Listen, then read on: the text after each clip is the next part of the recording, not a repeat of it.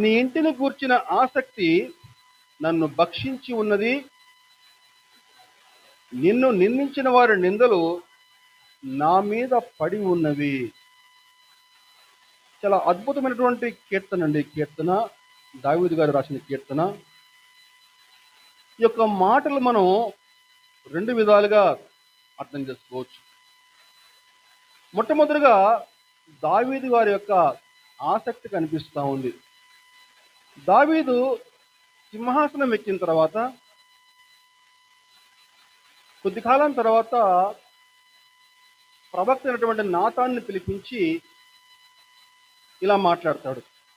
2వ సమూయేలు 7వ అధ్యాయము 2వ వచనంలో, 2వ సమూయేలు 7:2లో, నేను దేవదారు మ్రానుతో కట్టిన నగరియందు వాసము చేయుచుండగా దేవుని మందసము డేరాలో నిలిచి ఉన్నదనగా. దావీదు చక్కని దేవదారు చెక్కతో కట్టబడినటువంటి ఇంట్లో నివాసం ఉంటా ఉన్నాడు.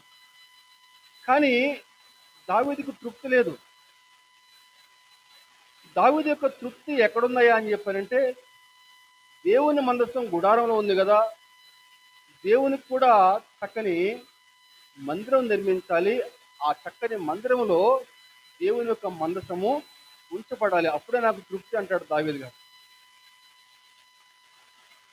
దావీదుకి ఒక ఆసక్తి మనకు కనిపిస్తూ ఉందండి.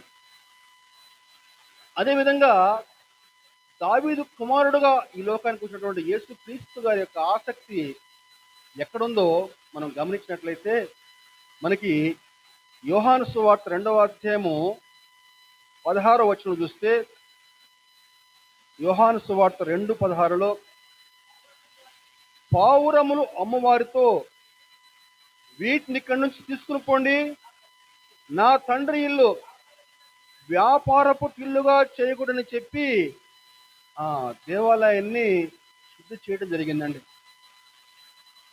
యేసు ప్రభు ఈ లోకంలో పరిచర్య ప్రారంభించినటువంటి తొలినాళ్లలో యెరూషలేములో దేవాలయానికి వెళ్తే, అక్కడ దేవాలయంలో వ్యాపారం చేస్తూ ఉన్నారు, పావురాలు అమ్ముతూ ఉన్నారు, ఓ పక్క నుంచి గొర్రెలు అమ్ముతూ ఉన్నారు, మరొక పక్క నుంచి వస్తు మార్పిడి జరుగుతూ ఉంది.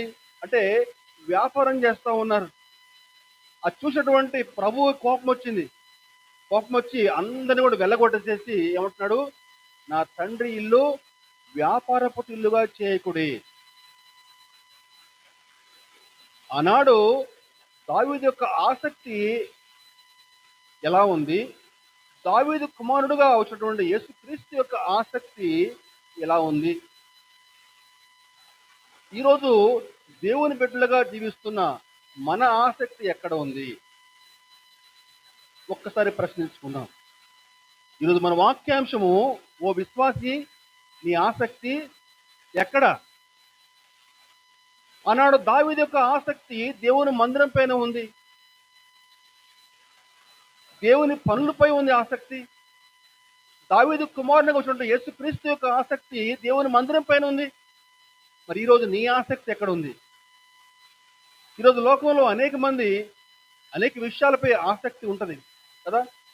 కొంతమందికి మేకప్ పైన ఆసక్తి, కొంతమందికి తిండి పైన ఆసక్తి,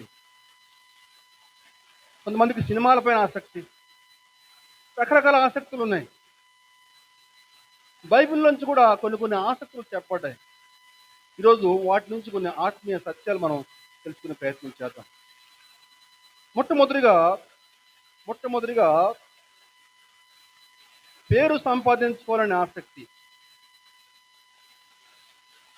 పేరు సంపాదించుకోవాలి అనే ఆసక్తి.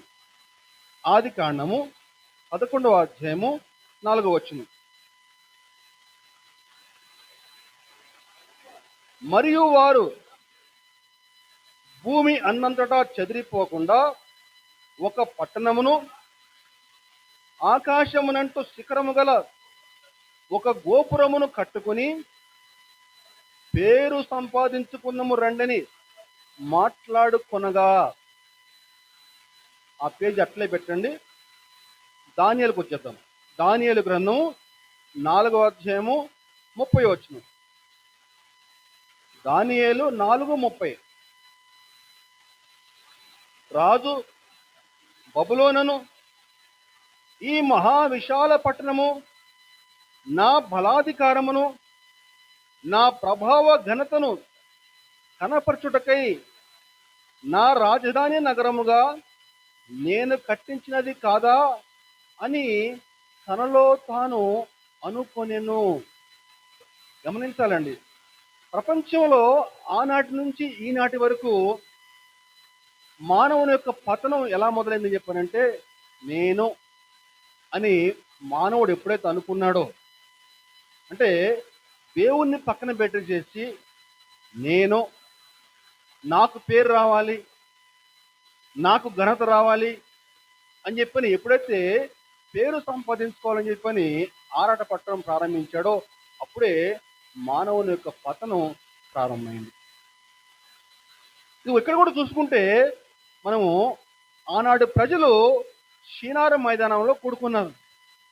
ఏం చేస్తున్నారయ్యా అని చెప్పానంటే, రేపటి రోజున ఏదైనా సమస్య వచ్చి మనం అందరం కూడా చెదిరిపోతే, నోవహు జల ప్రళయంలాగా ఏదన్నా సమస్య వచ్చి మనం ఏదన్నా చెదిరిపోతే ఎట్లా?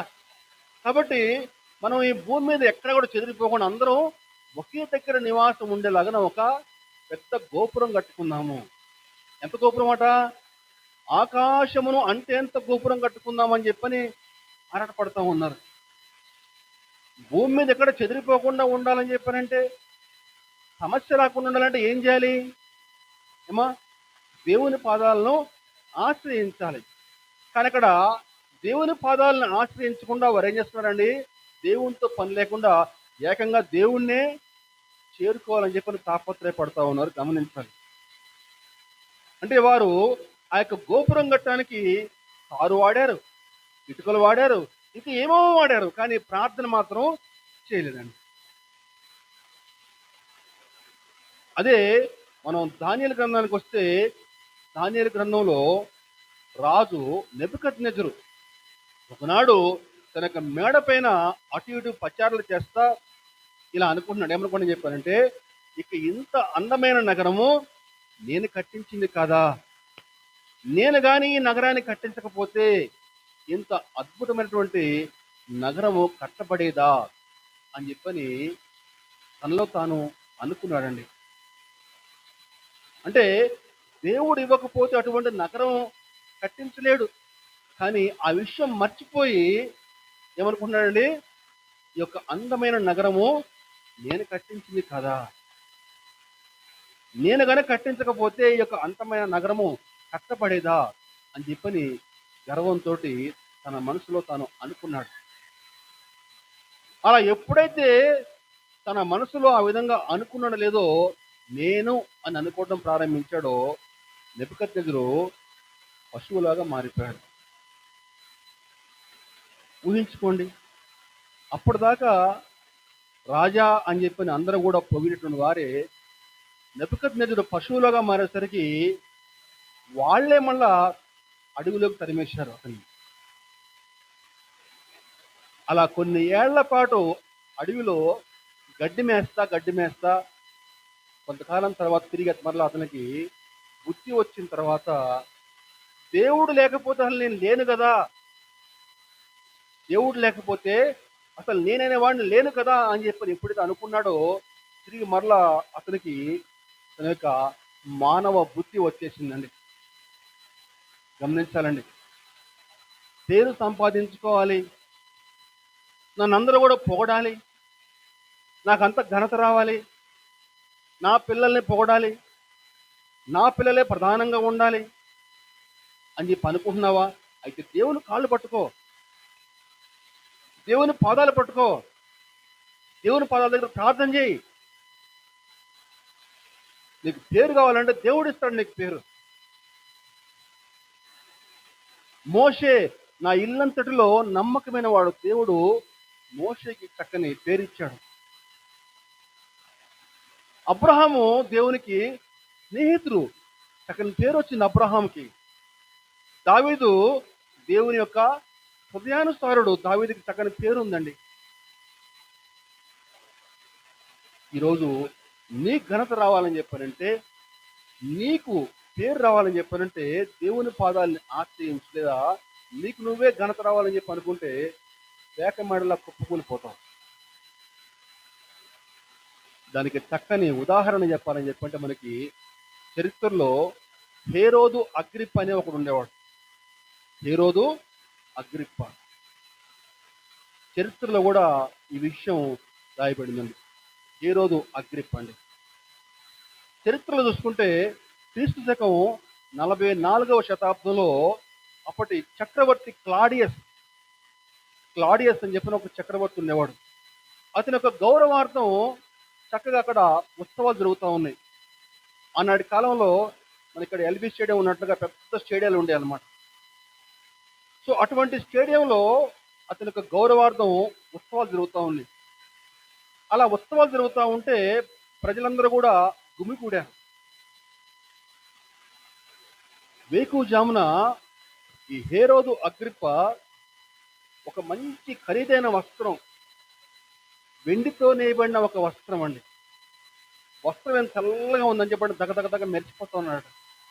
అంత తెల్లని వస్త్రం ధరించి సింహాసనం మీద కూర్చున్నాడు. సింహాసనం మీద కూర్చున్నప్పుడు అప్పుడే సూర్యుడు ఉదయిస్తూ ఉన్నాడు. ఆ సూర్యుని యొక్క కిరణాలు అతని యొక్క వస్త్రం మీద పడి అతను ఎట్లా చెప్పాడు, ఒక దేవదూతలాగా మెరిచిపోయాడు.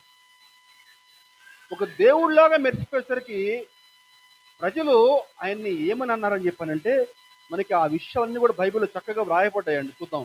అపోస్తల కార్యము 12వ అధ్యాయము 21-22 వచనం. నియమించబడిన దినమందు హేరోదు రాజవస్త్రమును ధరించుకుని న్యాయపీఠం మీద కూర్చుండి వారి ఎదుట ఉపన్యాసము చేయగా జనులు ఇది దైవ స్వరమే కానీ మానవ స్వరము కాదని కేకలు వేసిరి. అదండి ఆ యొక్క దగ మెరిసిపోతా ఉంటే, నువ్వు దేవుడివి అయ్యా, నువ్వు దేవుడివి, ఇది దేవుని స్వరమే సాక్షాత్తు అని చెప్పని ప్రజలు పొగుడుతూ ఉన్నారటండి. అలా పొగిడినప్పుడు ఈ హేరోదు అగ్రిప్ప ఏమనాలి? అయ్యా నేను దేవుణ్ణి కాదు, నేను కూడా మీలాంటి మానవుణ్ణే, నన్ను మీరు దేవుణ్ణి చేయొద్దు అని చెప్పని చెప్పాలి. అలా చెప్పకుండా ఈ హేరోదు అగ్రిప్ప ఆ యొక్క మహిమను స్వీకరించాడు. వారి యొక్క పొగడ్తలకి ఉప్పు తప్పిపోయి ఆ మహిమను స్వీకరించాడు. మారు మాట మాట్లాడకుండా, వారిని ఖండించకుండా ఆ యొక్క మహిమను స్వీకరించాడు. ఏమేమి తెలుసండి, అప్పటికప్పుడే దేవదూత అతన్ని మొత్తగాది పురుగులు పడి, ముందు వాక్యంలో అక్కడ చదవడం, తర్వాత అతడు దేవుని మహిమ పరచనందున వెంటనే ప్రభువు దూత అతని మొత్తును కనుక పురుగులు పడి ప్రాణము విడిచును. దేవుని స్తోత్రం కలుగును గాక. హల్లెలూయా. ఇదేం కూడా పిట్ట కథ కాదండి.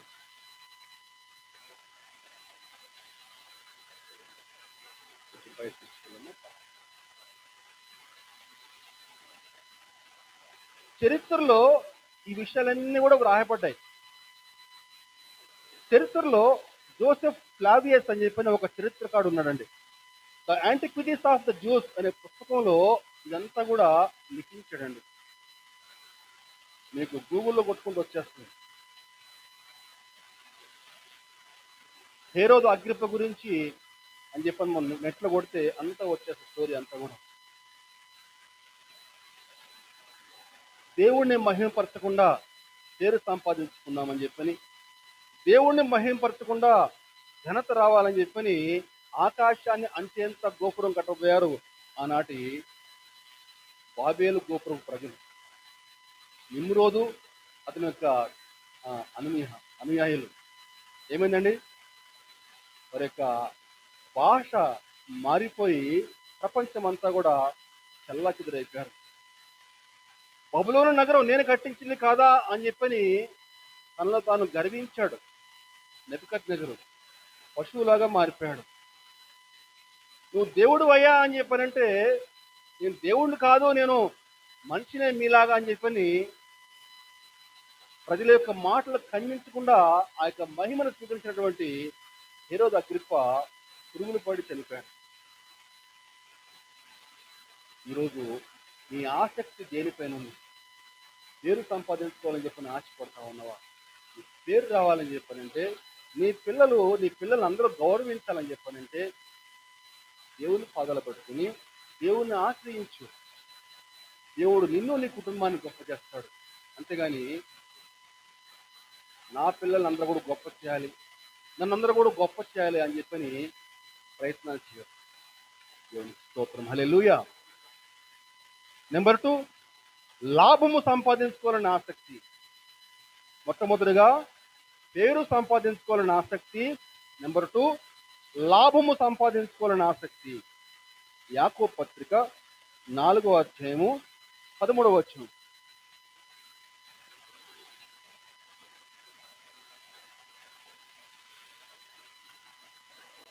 నేడైనను రేపైనను ఒకానొక పట్టణమునకు వెళ్ళి అక్కడ 1 సంవత్సరం ఉండి వ్యాపారము చేసి లాభము సంపాదింతుము రండని చెప్పుకుని వారలారా. ఇక్కడ మరొక ఆసక్తి కనిపిస్తా ఉందండి. ఇక్కడ లాభము సంపాదించుకోవాలనే ఆసక్తి అంటే డబ్బు సంపాదించుకోవాలనే ఆసక్తి అండి. మరొక ఆసక్తి కనిపిస్తా ఉంది. ఒకటేమో అంటే మనుషులకి ఎటువంటి ఆసక్తులు ఉంటాయో చెప్తున్నానండి. కొంతమంది మనుషులేమో పేరు సంపాదించుకోవాలనే ఆసక్తి ఉంటుంది. కొంతమందికి ఏమో డబ్బు సంపాదించుకోవాలనే ఆసక్తి ఉంటుంది.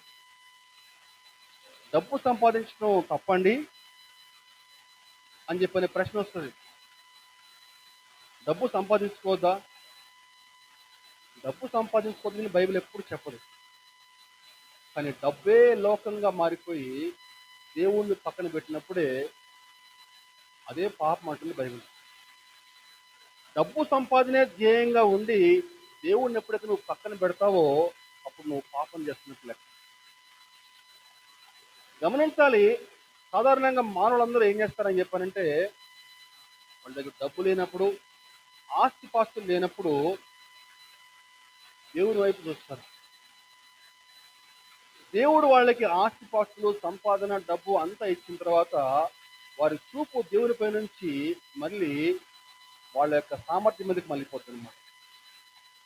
నేను కదా కష్టపడింది, నేను కష్టపడి ఉద్యోగం చేస్తే ఈ డబ్బులు సంపాదిస్తున్నాను కదా, నేను పగలనక రాత్రనక కష్టపడి వ్యాపారం చేస్తే ఈ డబ్బు సంపాదిస్తున్నాను కదా అని చెప్పని వాళ్ళ యొక్క శక్తి సామర్థ్యం మీదకి చూసి మళ్ళీపోతుంది. కానీ గమనించాలి, నీకు ఆ ఉద్యోగం చేయాలని చెప్పంటే దేవుడు నీకు జ్ఞానం వేయకపోతే నువ్వు అసలు ఆ ఉద్యోగమే చేయలేవు.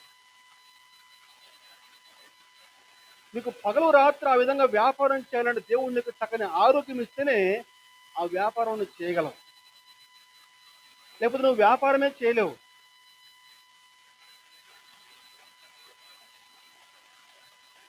లాభం సంపాదించుకోవాలని ఆసక్తి అండి. గమనించాలండి. ఇక్కడ కూడా మనకు ఒక వ్యాపారస్తుడు కనిపిస్తూ ఉన్నాడు.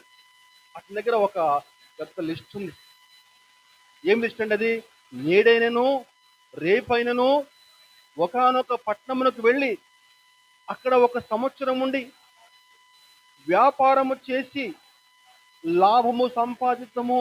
లాభము సంపాదించాలి, డబ్బు సంపాదించాలని చెప్పని లెక్కలేసుకుంటున్నాడండి. వ్యాపారం చేయడం తప్ప? వ్యాపారం చేయడం తప్పని అంటలేదు ఎవరు ఇక్కడ. నీ ఉద్యోగం మానేసి, నీ వ్యాపారం మానేసి మందిరానికి రా అని చెప్పిన ఎవరు చెప్పట్లేదు ఇక్కడ. కానీ నువ్వు వ్యాపారం చేస్తా ఉన్నావు, ఉద్యోగం చేస్తా ఉన్నావు, కానీ దేవునికి ఇచ్చేటువంటి సమయం దేవునికి ఇస్తున్నావా? వ్యాపారం చేసుకో నీ ఇష్టం, ఉద్యోగం చేసుకో నీ ఇష్టం, తప్పు కాదు. కానీ దేవునికి ఇవ్వాల్సిన సమయం దేవునికి ఇస్తున్నావా? దేవుని యొక్క పరిచర్యలో అక్కడ నీ చెయ్యి అక్కడ కనిపిస్తుంది. అక్కడ నీ పాత్ర ఏది? అక్కడ బైబిల్లో చూసుకుంటే మనకి అనేక మంది ఉద్యోగాలు చేసుకుంటా దేవుని పనిలో బహుబలంగా వాడబడ్డారు. నెహమ్యా గవర్నమెంట్ జాబ్ హోల్డర్ ఆయన. ఆనాటి కాలం రాజుకి దీన్ని అందించేవాడు. కానీ గవర్నమెంట్ జాబ్ చేసుకుంటా కూడా దేవుని యొక్క పరిచయలో వాడబడ్డాడు. యెరూషలేము ప్రాకారాలు కట్టేశాడు. దానియేలు ఒక గవర్నమెంట్ జాబ్ హోల్డర్ ఆనాడు. కానీ దేవుణ్ణి మహిమపరిచాడు. పౌలు గారు డేరాలు కొట్టుకునేవాడు. డేరాలు కొట్టుకుంటా కూడా దేవుని యొక్క పరిచయలో బహుబలంగా వాడబడ్డాడు. ఈరోజు లాభము సంపాదించుకోవాలనే ఆసక్తితోటి నువ్వు దేవుణ్ణి పక్కన పెడతా ఉన్నావా? ఈరోజు నీ ఆసక్తి ఎక్కడ ఉంది? చరిత్రలో ఒక కుటుంబం ఉంది. దేవుణ్ణి పక్కన పెట్టేసి దేవునికి ప్రార్థన చేయకుండా డబ్బు సంపాదించుకోవాలి, కుటుంబం బాగుపడాలి అని చెప్పని దేవునికి ప్రార్థన చేయకుండా రొట్టెల ఇల్లు అనబడేటువంటి ఊర్లో కరువు వస్తే ఆ ఊరు వదిలిపెట్టి మోయాబుకి వెళ్ళిపోయింది ఒక కుటుంబం. ఏ కుటుంబం మా? ఏ కుటుంబం అండి అది? నయోమి కుటుంబం. కరువు వస్తే మరి వేరే ప్రాంతానికి పోవద్దండి, పోవచ్చు, కానీ దేవుణ్ణి అడగకుండా వెళ్ళటమే తప్పు. ఆనాడు అబ్రహాం గారు కూడా దేశంలో కరువు వస్తే దేవుణ్ణి అడగకుండా ఎడకెళ్ళాడండి, ఐగుప్తుకి వెళ్ళిపోయాడు. ఫలితము ఏమైందండి? ఫలితము ఏమా చెప్పాలి. ఐగుప్తులో శారమ్మని ఫరో గారు తీసుకెళ్లారు.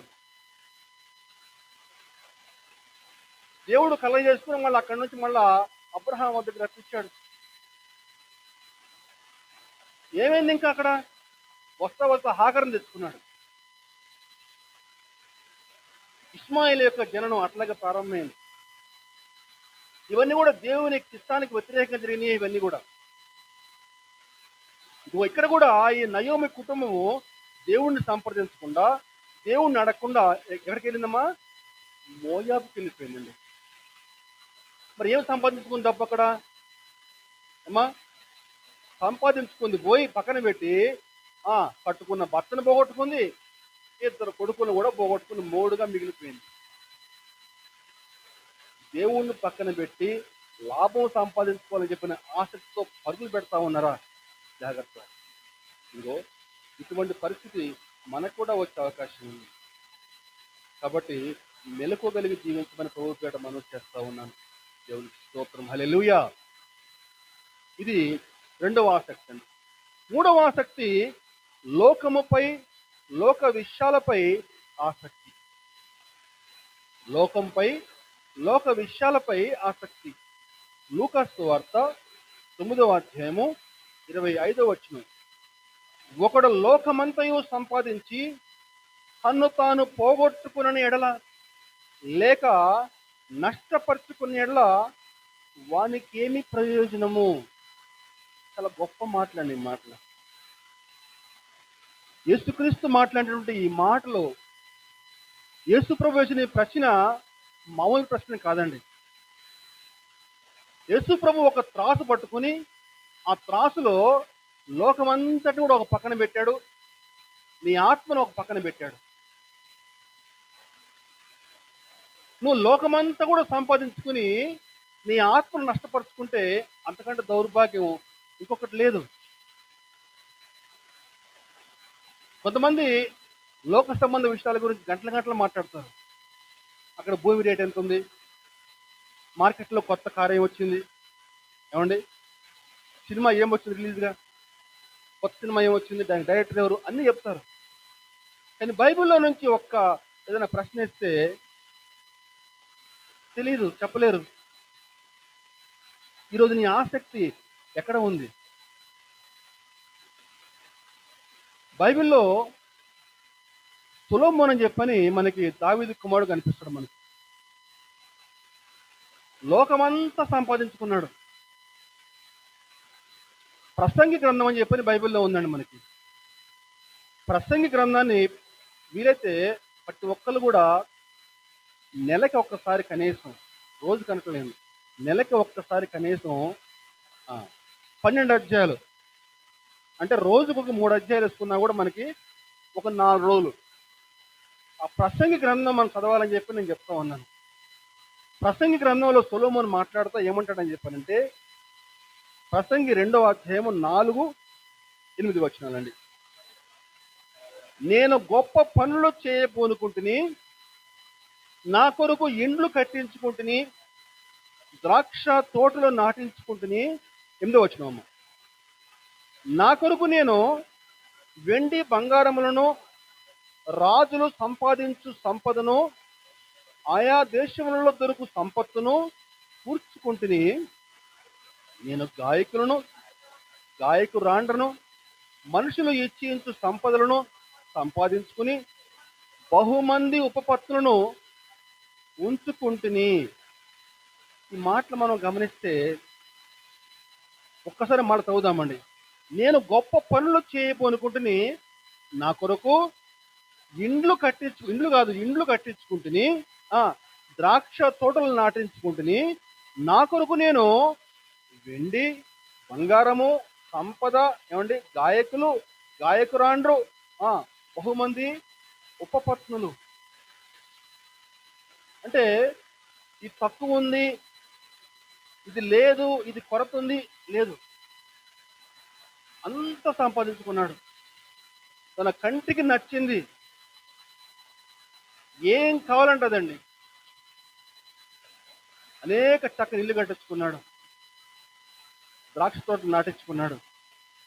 ఎంతో మంది పని వాళ్ళు ఉండేవాళ్ళు ఆయన దగ్గర. కానీ అంత సంపాదించుకుని చివరికి ఏమన్నాడని చెప్పానంటే, 11వ వచనం చూస్తే, అప్పుడు నేను చేసిన పనులన్నీ, వాటి కొరకే నేను పడిన ప్రయాసంతయు నేను నిదానించి వివేచింపగా, అవన్నీ వ్యర్థముగాను, ఒకడు గాలికి ప్రయాస పడినట్టుగా అగుపడెను. సూర్యుని కింద లాభకరమైనది ఏదియూ లేనట్టు నాకు కనపడెను. లోక విషయంలో ఎంత సంపాదించుకోవాలో అంత సంపాదించాడు. కానీ చివరికి ఏం తెలుసుకున్నాడని చెప్పానంటే, ఇవన్నీ కూడా వేస్ట్, అంతా కూడా ఇవన్నీ కూడా పనికిరాని పనులు, ఇవన్నీ కూడా అని తెలుసుకుని ఇవన్నీ కూడా వ్యర్థము అని చెప్పి చెప్తున్నాడు. ప్రపంచంలో జగజ్జేత అని చెప్పి ఉన్నాడు. చాలా చిన్న వయసులో ప్రపంచాన్ని జయించాడు. ఆ చక్రవర్తి పేరు అలెగ్జాండర్ చక్రవర్తి. 32 ఏళ్ల వయసులో ప్రపంచం మొత్తం అంతటిని కూడా జయించాడండి. అతను జయించిన ప్రాంతం లేదు, జగజ్జేత అని చెప్పి పిలిచేవాళ్ళు అతన్ని. కానీ అటువంటి జగజ్జేత 32 ఏళ్ల వయసులో ఒక చిన్న దోమ గుట్టి మరణించాడు. చాలా చిన్న వయసులో మరణిస్తూ మాట కూడా మాట్లాడలేకుండా నిస్సహాయంగా తన సైనికుల వైపు చూస్తా చనిపోయాడు. లోకమంతా సంపాదించాడు, లోకాన్ని జయించాడు. కానీ పోయేటప్పుడు నేను తీసుకుపోవట్లని చెప్పని 2 చేతులు కూడా బయట పెట్టమని చెప్పని ఆదేశించి చనిపోయాడు. 2 చేతులే. లోకాన్ని సంపాదించుకోవాలని చెప్పని, భూములు సంపాదించుకోవాలని చెప్పని, ఆస్తి పాస్తులు కావాలని చెప్పని తాపత్రయపడతా ఉన్నారా?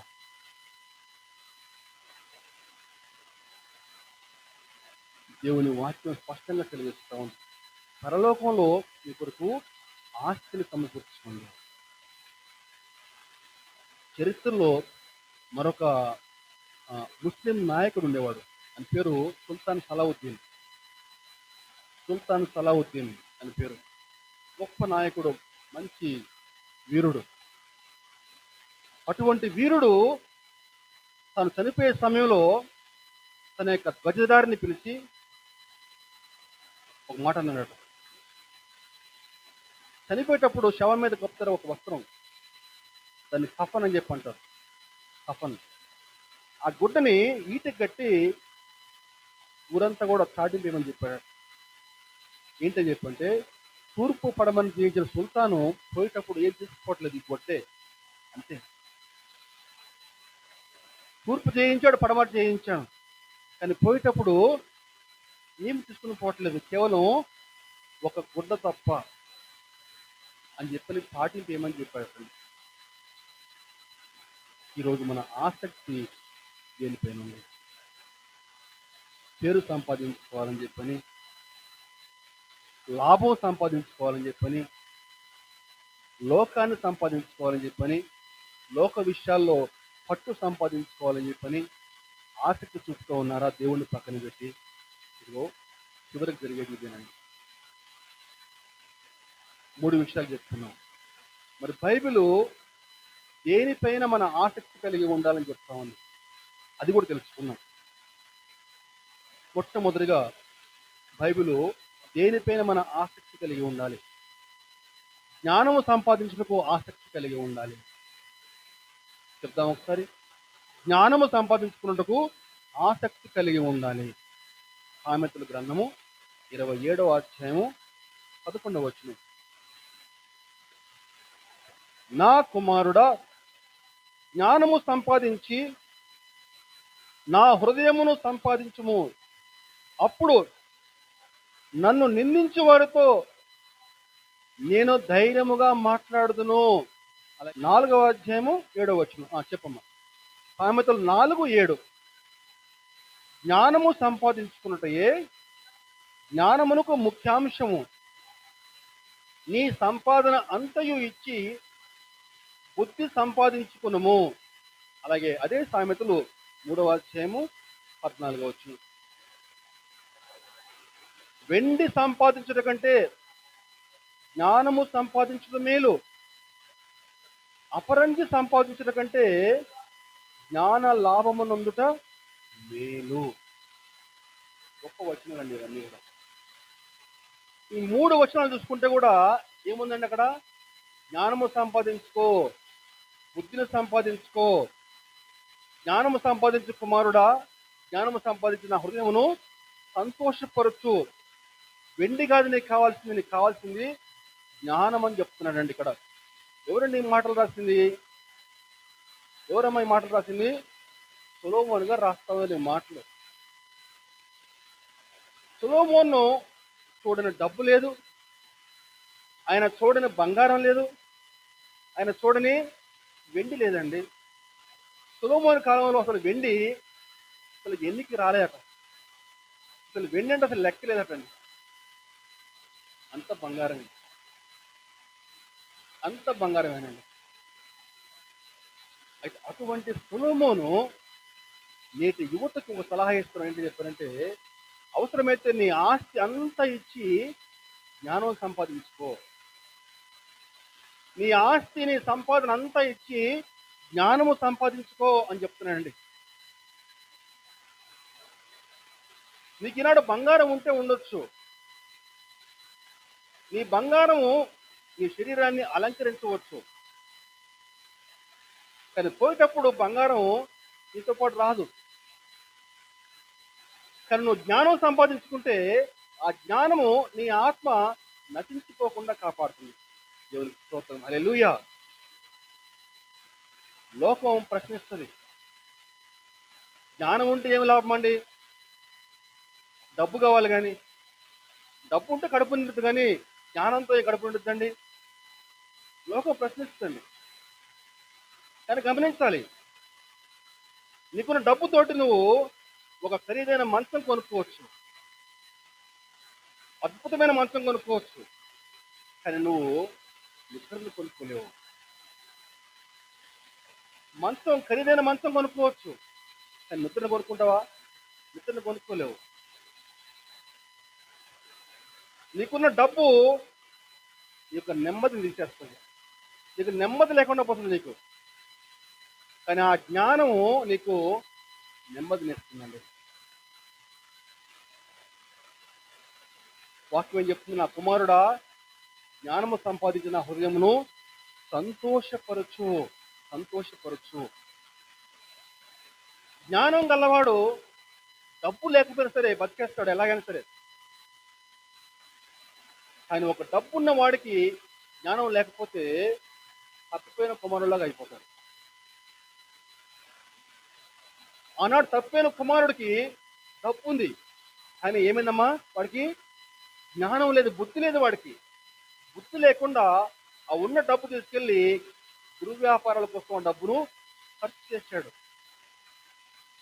ఇప్పుడు ఒక మాట, చక్కని మాట రాయించాడు అక్కడ లూకాసు వార్తలో. ఏమంటాడంటే, అయితే బుద్ధి వచ్చినప్పుడు, అయితే బుద్ధి అంటే అంతకుముందు వాడికి బుద్ధి లేదన్నమాట. అయితే బుద్ధి వచ్చినప్పుడు నేను లేచి నా తండ్రి వద్దకు వెళ్ళి, తండ్రి, అద్భుతమైన మాటలు బైబిల్లో, ఎంత అద్భుతమైన మాటలు అసలు. ఒక దగ్గర డబ్బు లేకపోయినా సరే అతనికి జ్ఞానం ఉంటే అతను ఎలాగైనా బతికేస్తాడు. కానీ డబ్బు ఉండి జ్ఞానం లేకపోతే ఇదిగో చచ్చిపోయిన కుమారుల్లో వెళ్ళిపోతాడు పరిస్థితి. మరొక విషయం కూడా చెప్తాను. నువ్వు జ్ఞానాన్ని కోరుకుంటే, దేవుని నువ్వు జ్ఞానం కోసం అడిగితే, నీకు జ్ఞానంతో పాటు నీకు సంపద, ఆస్తి, హోదా, కీర్తి అన్నీ కూడా వాటంతా అవే వచ్చాయి. ఎలాగండి అని చెప్పినంటే దానికి మనకి సొలొమోను గారి చక్కని జవాబు ఇస్తా ఉన్నాడు. అన్నాడు సొలొమోను సింహాసనం ఎక్కేటువంటి సమయంలో రాత్రి వేళల్లో దేవుడు ప్రత్యక్షమే సొలొమోనుకి అడుగుతాడు, ఏం కావాలో కోరుకున్నాయనా అని చెప్పానంటే సొలొమోను ఏమంటాడు, ఆస్తిపాస్తులు, కీర్తి, డబ్బు అడగలేదు. ఏమంటాడండి, అయ్యా నాకు జ్ఞానం ఈయనైనా అని చెప్పి అంటాడు. అంతే.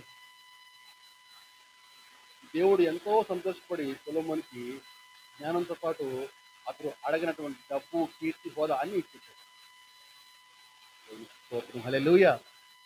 దాని అర్థం ఏంటండి, నువ్వు జ్ఞానాన్ని పొందుకుంటే ఆటోమేటిక్గా అవన్నీ కూడా వచ్చేస్తాయి.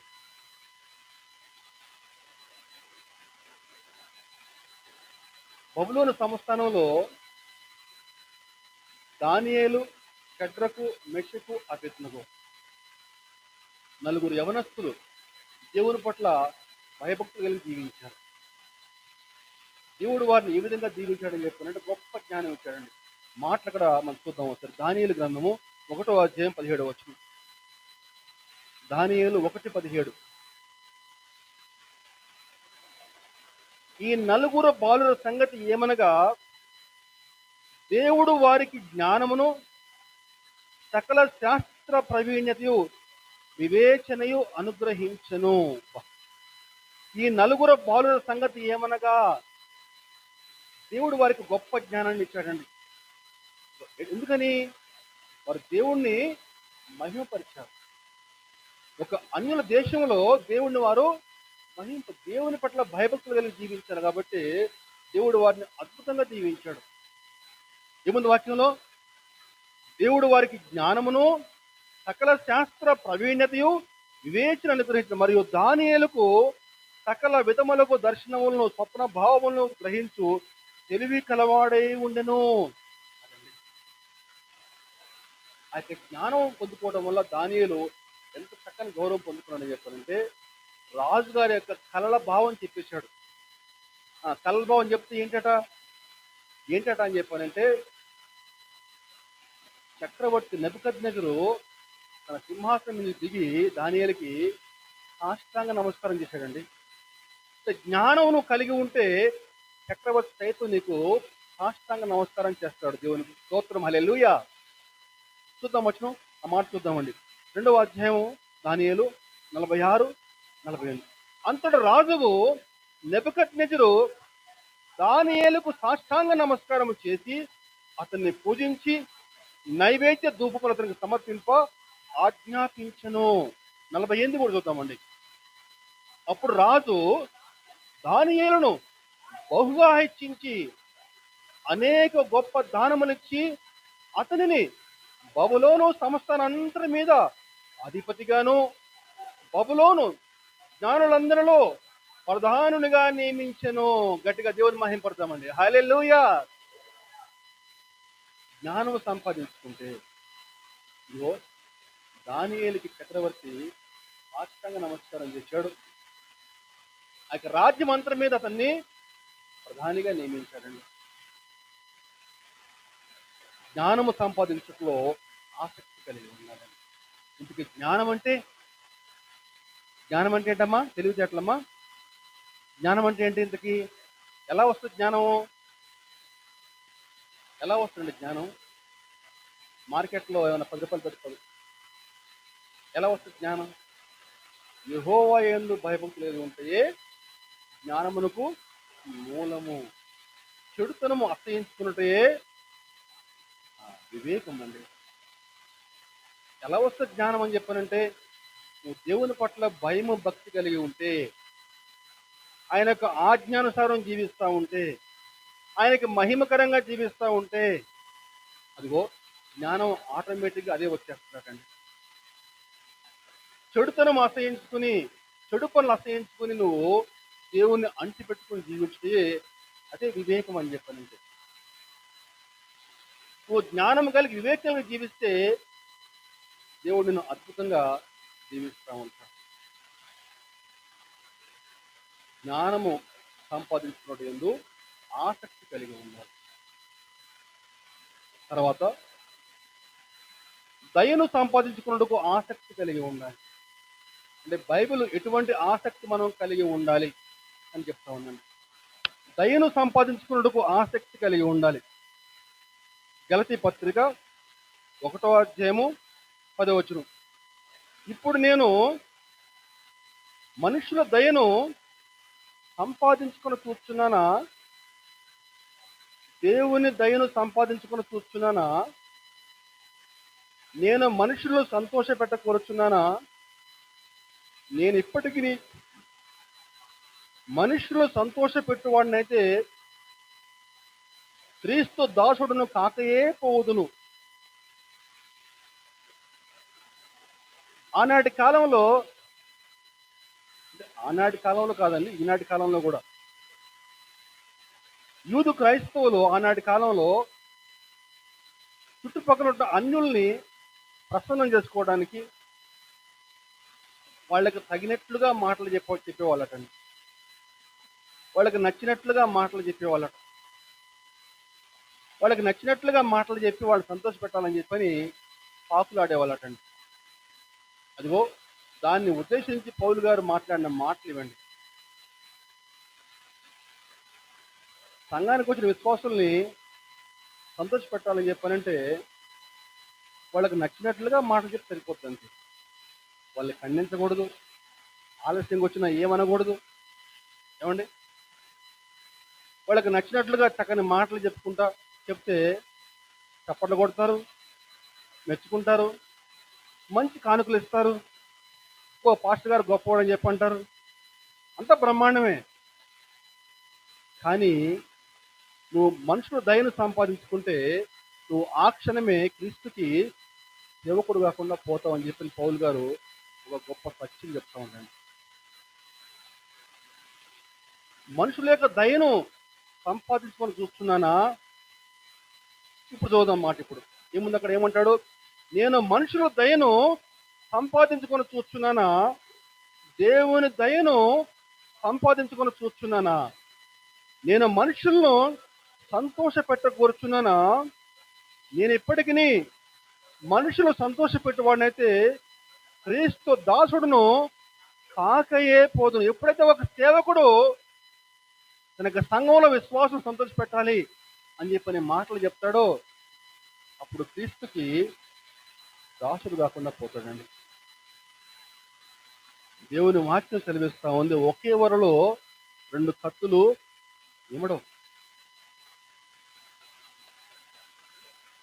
ఒకే హృదయంలో లోకమెప్పు దేవుని కృప ఉండవండి.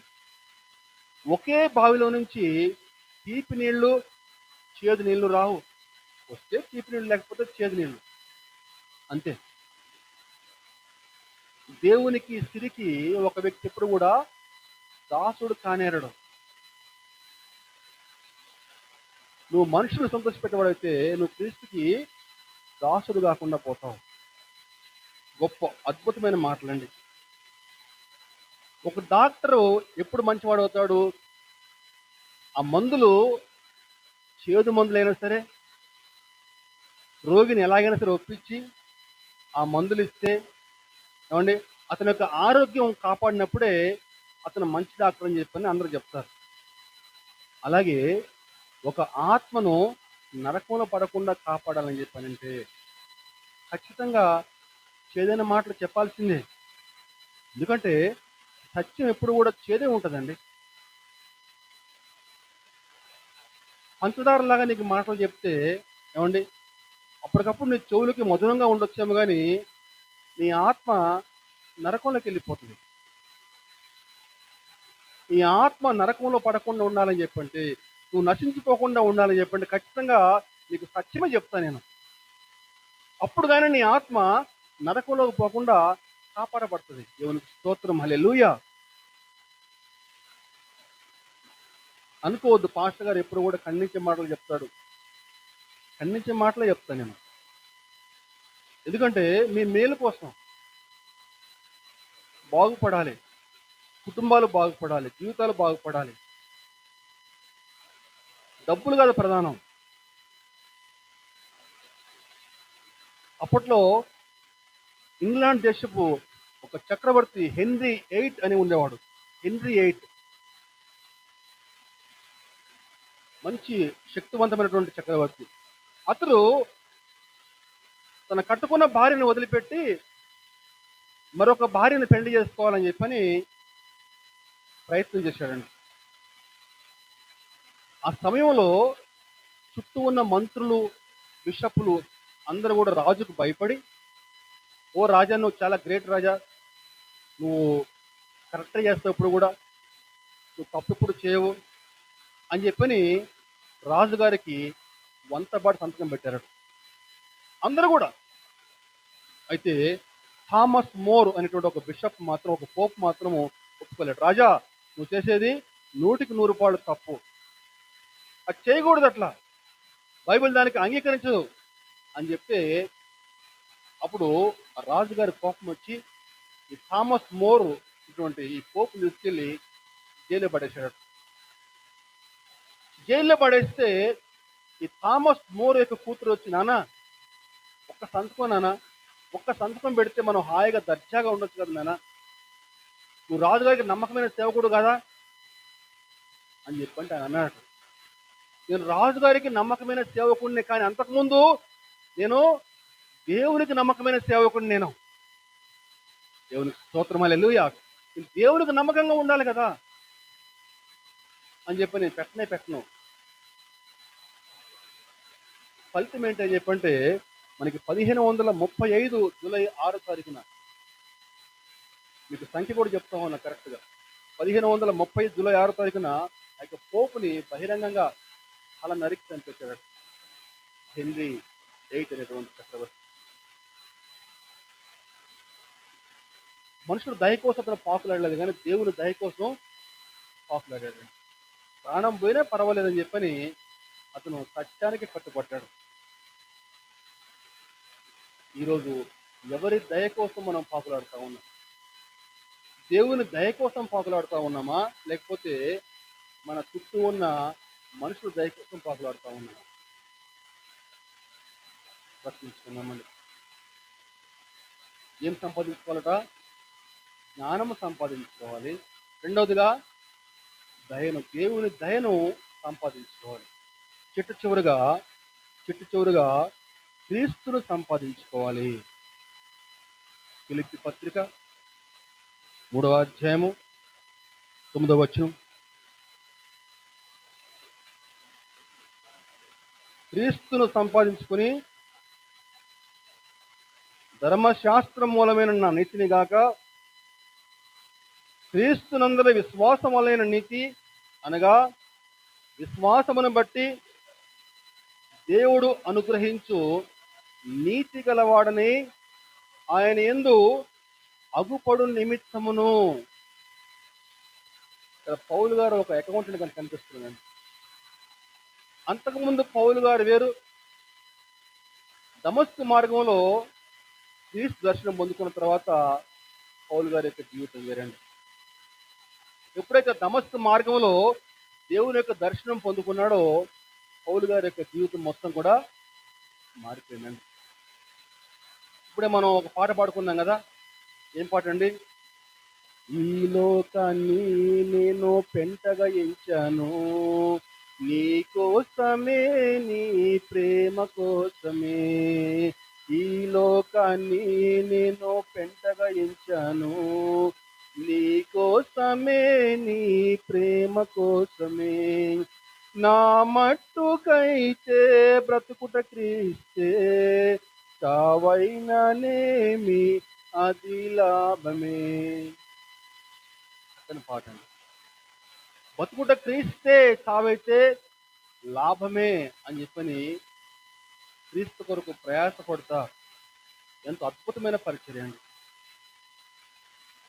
తన జీవిత కాలంలో 3 మిషనరీ యాత్రలు చేశాడు. అనేక మందిని క్రీస్తు కొరకు సంపాదించాడు. సంతోషంగా నవ్వుతా హాయిగా ఆ యొక్క మరణ శిక్షను ఆహ్వానించాడు. ఈరోజు మన ఆసక్తి దీని మీద ఉంది. లోకాన్ని సంపాదించుకోవాలని చెప్పినా, పేరును సంపాదించుకోవాలని చెప్పినా, లేకపోతే డబ్బు సంపాదించుకోవాలని చెప్పిన ఆసక్తి ఉందా, లేకపోతే జ్ఞానం సంపాదించుకోవాలని చెప్పిన, లేకపోతే దేవుని యొక్క దయను సంపాదించుకోవడానికి మనం ప్రయాసపడతా ఉన్నామా?